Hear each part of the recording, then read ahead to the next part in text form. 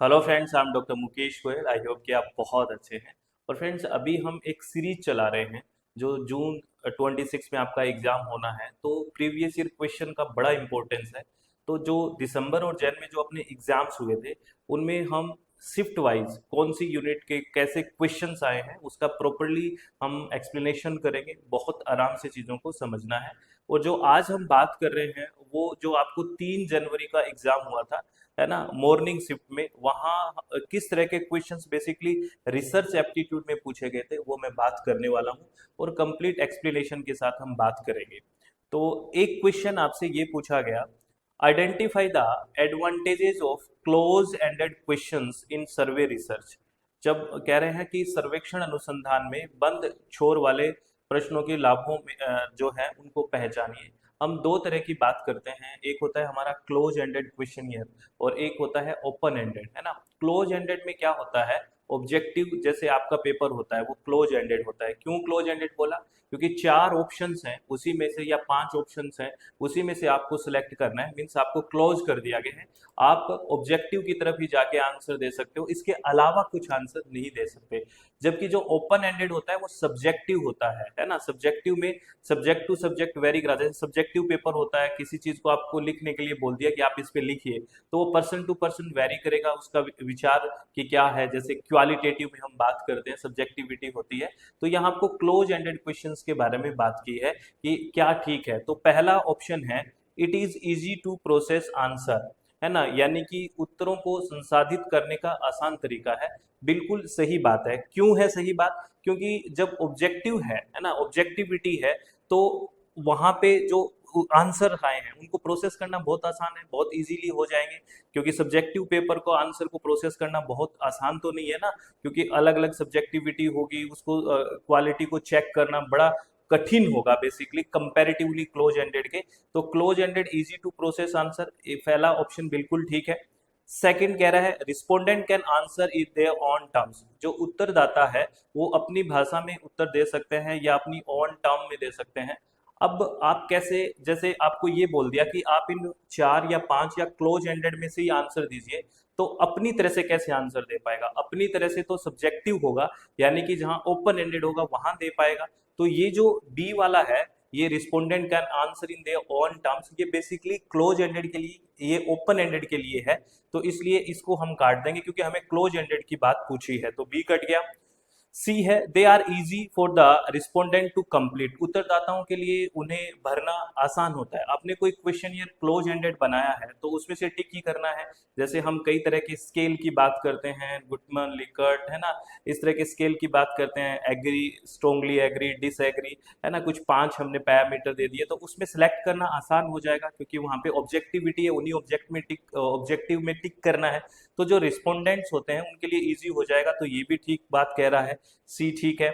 They allow unusual responses to be derived, उसमें असामान्य उत्तर प्राप्त किए जा सकते हैं। जब क्लोज एंडेड है तो वहां असामान्य उत्तर कैसे आएंगे? जो आपके ऑप्शंस हैं, जो ऑब्जेक्टिव है, उन्हीं में से ही आना है, ऐसे समझिए। कोई अलग से चीज तो आनी नहीं है, वो तो आ सकती है ओपन एंडेड में। तो ये भी नहीं होगा। तो हमारे पास क्वेश्चन का आंसर क्या बन गया? ए और C will be the right option. A और सी हो गया, वो राइट ऑप्शन बन गया। अब आपसे एक रिक्वेस्ट है, जैसे आप क्वेश्चन को स्क्रीन पे देखा, तो आप आराम से अपना पहले आंसर करें कि आपने ऐसे सोच के फटाफट आंसर करें, कमेंट करें कि अच्छा ये क्वेश्चन का आंसर ऐसे मैंने सोचा, ये मेरा भी आंसर आ गया था। इससे इंटरेक्शन बढ़ेगी, ठीक है, और वो बहुत जरूरी है। तो यहाँ आपको क्लोज एंडेड और ओपन एंडेड में डिफरेंस पता लग गया होगा। अब बेसिकली आप मुझे दो दो पॉइंट अपनी तरफ से, जो हमने इसमें डिस्कस नहीं किया, जो आपको पता है, what is the difference between close ended and open ended question year, आप लिख के बताओ। देखते हैं आपको कितनी जानकारी है और आगे नेक्स्ट क्वेश्चन के बारे में बात करते हैं। ये क्वेश्चन देखिए क्या कह रहा है। ये स्टैटिस्टिक्स की तरफ झुकाव है इस क्वेश्चन का। बड़ा अच्छा एक फॉर्मूला याद रखना है। क्वेश्चन है, arrange the following pairs of standard deviation, जिसको डिनोट सिग्मा से करते हैं, and total number of sample in pertaining to different sampling distributions in the decreasing order of their standard error। Basically कह रहे हैं कि विभिन्न नमूना वितरणों से संबंधित मानक विचलन, जिसको स्टैंडर्ड डेविएशन बोला है, और नमूनों की कुल संख्या n के निम्नलिखित युग्मों को उनके मानक त्रुटि के घटते क्रम में व्यवस्थित करें। यानी कि इसकी जो वैल्यू आएगी किसकी, स्टैंडर्ड एरर की, उसका घटते हुए क्रम में, डिक्रीजिंग ऑर्डर में, मतलब सबसे ज्यादा, फिर उससे कम, फिर उससे कम, फिर सबसे कम, डिक्रीजिंग ऑर्डर बताना है। तो एक फॉर्मूला अभी आप नोट करिए, और वो फॉर्मूला क्या है, अगर आपको स्टैंडर्ड एरर निकालना है तो कैसे निकालेंगे, standard error is equal to sigma upon root N. Standard error यानी कि जो त्रुटि निकालनी है वो कैसे निकालेंगे, जो सिग्मा, जो स्टैंडर्ड डेविएशन दिया हुआ है उसको अपॉन डिवाइड किससे करेंगे, जितना नंबर ऑफ सैंपल है उसका अंडर रूट। ये फॉर्मूला आपको याद रखना है।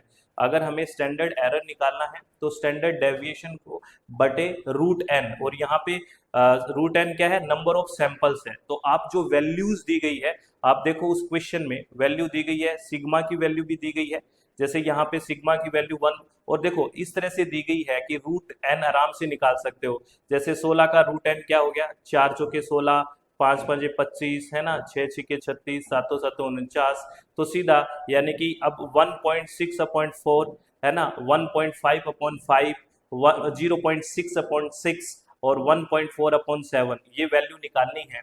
और आपको ये बताना है कि सबसे ज्यादा, फिर उससे कम, फिर उससे कम और उससे कम वैल्यू किसकी आएगी, यानी कि डिक्रीजिंग ऑर्डर बताना है।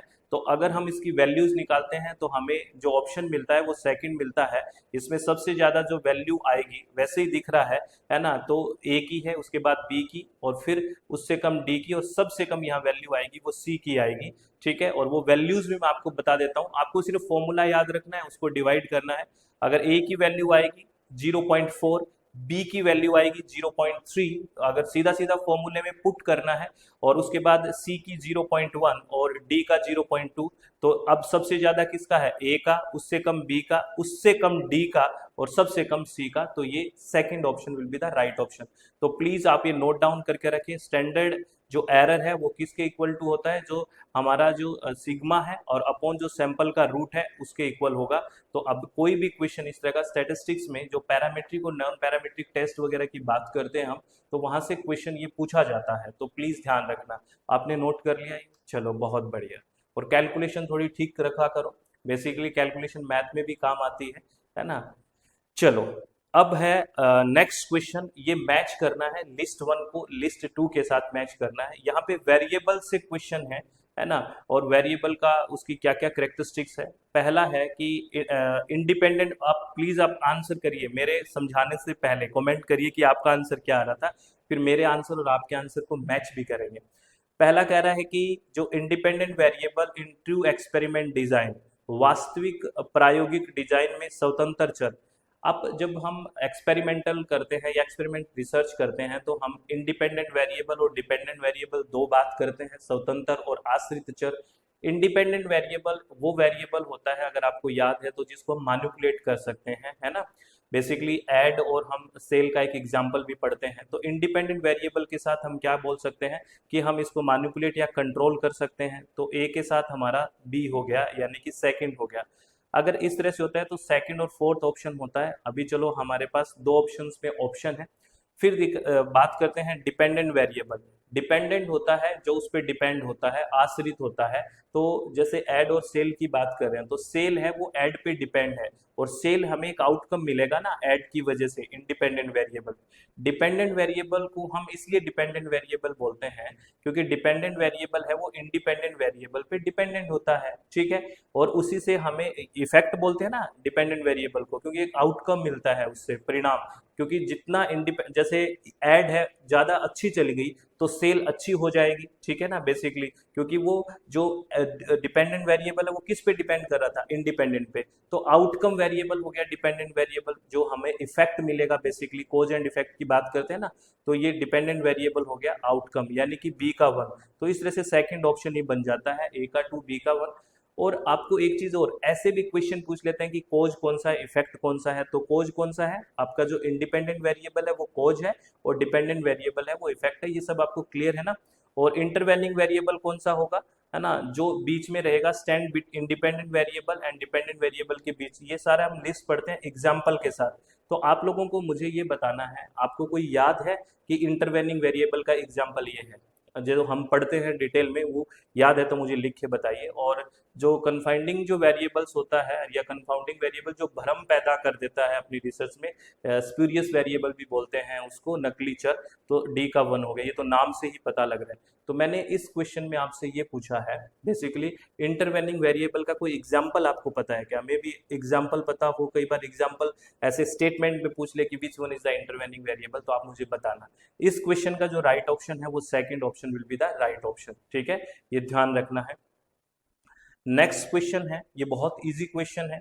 Basically measurement validity primary relates to, यानी कि जो मापन वैधता है वो मुख्य रूप से किससे संबंधित है, आपसे पूछा है। मेजरमेंट, आपको जैसे ही मेजरमेंट चीज सब में आई है, नंबर्स दिमाग में आए होंगे, और नंबर्स जैसे ही दिमाग में आई होगी तो क्वांटिटी दिमाग में आई होगी, सीधी सी बात है।